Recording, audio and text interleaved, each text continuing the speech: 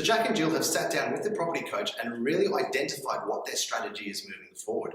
We know that their borrowing capacity is very strong at $850,000. We also know that their buying power is going to be the limiting factor at $520,000. We've also identified that all the money that they have from their cash and from available equity in their property, we've also set aside a buffer of $30,000. With that, we've identified that there's $78,000 worth of available funds to contribute towards deposits and costs. Now, let's recap a little bit. We spoke about the fact that we always set aside 10% for a deposit, and we also set aside 5% for costs. Now, those 5% are things like your stamp duty, like your legal fees, like your lender's mortgage insurance. So if we come back over here, in regards to this strategy, how do we get the best bang for our buck or the best leverage on the existing funds that we have? Let's look at the strategy that Jack and Jill sat down with their coach and have actually implemented. As you can see here, we've got their principal place of residence. We were able to get out the equity or the lazy money in their property. We also combined that with their deposit and cost funds with their cash to formulate their strategy of spending $78,000 maximum. But before we go to purchasing property, it's more important to make sure that we get the structure right. So number one, what we did is we actually went and refinanced their investment property that they already had. We unsecuritized that from their own home. So now, no matter what happens, if anything happens with their first investment property, their own home is never at risk.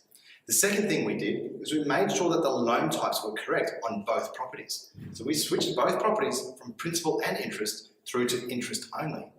The third thing that we did is we made sure that we went to a lender or a financier that let us have an offset account against our principal place of residence. Because remember, every dollar that's in an offset account offsets the level of interest that you need to pay. So very, very important. The third thing that we did is we started to implement a strategy which talks about getting their second investment property. Remembering their strategy is all about how do we increase the equity. What we established is it's much better to get into a custom build scenario for numerous reasons. But I want to give you the quick snapshot. The first reason is you only need to pay stamp duty on the land component. So if we have a look at the purchase price that they paid was $615,000. If you imagine the amount of money that you need to pay towards stamp duty on $615,000, it is phenomenal. But what we did is we only paid stamp duty on the land component, which worked out to be about $6,500 to $7,000 in stamp duty. It also allowed us to get into a much better quality area, which will have the long-term sustainable capital growth which we need. We then spoken about the new investment property. We use a custom build strategy to deliver a 4-bed, 2-bath, double lock-up garage home for $615,000. Now I just want to give you some results on this because it's absolutely amazing. Through the acquisitions team or the great work of the acquisitions team, Jack and Jill were able to secure this property, fixed price turnkey, all inclusive. The fixed build time frames is really helpful as well. But the great success story is that a property on the exact same street as theirs has recently sold for $690,000. $690,000. Remembering they paid $615,000.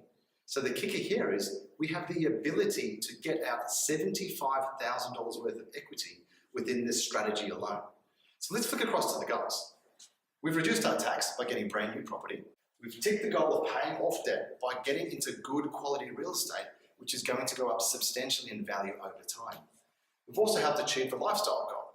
Now, we spoke about Jack and Jill really wanting to live by the beach.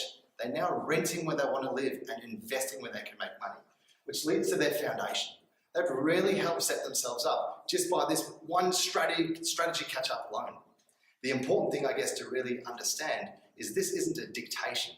It really is a mutual conversation, getting educated to understand the pros, the cons of every single thing that you do. Remember, property investing is always about beginning with the end in mind. Think big, but start small. So within a very short amount of time, in fact, within 6 months, we're well on the way to achieving Jack and Jill's personal goals.